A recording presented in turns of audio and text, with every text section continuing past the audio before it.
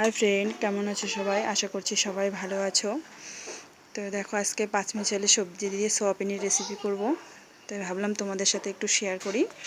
তো আমি এই পাশে তেল গরম করতে দিয়ে দিয়েছি, আর ওই পাশে সোয়াবিনটা একটু গরম করে নিচ্ছি গরম জলে। এখন আমি সোয়াবিনগুলো ভেজে নিব। সোয়াবিনগুলোর মধ্যে নুন আর হলুদ দিয়ে মাখিয়ে রেখেছি। তো সোয়াবিনগুলো ভেজে নিচ্ছি।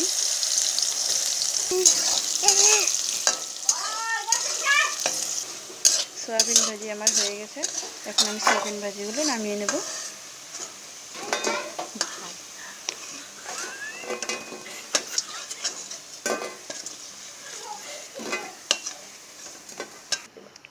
এই তেলের মধ্যে আর একটু আমি এখন তেল দেব। তেল দিয়ে তারপরে জিরে ফোড়ন, পেঁয়াজ এগুলো দিয়ে আমি সবজিগুলো দিয়ে দেব। জিরে ফোড়ন দিয়ে ছিটকে আসতেছে। জিরে ফোড়ন দিয়ে লঙ্কা, পেঁয়াজ এগুলো দিয়ে দিলাম।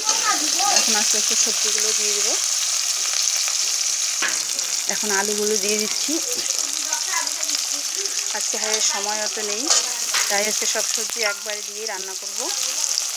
সময় হাতে থাকলে সব সবজি ভেজে ভেজে উঠিয়ে তারপরে রান্না করা যায়। তোমরা এভাবে খেয়ে দেখো, ভালো লাগে খেতে। আমি লবণ দিয়ে দিচ্ছি স্বাদ মতো।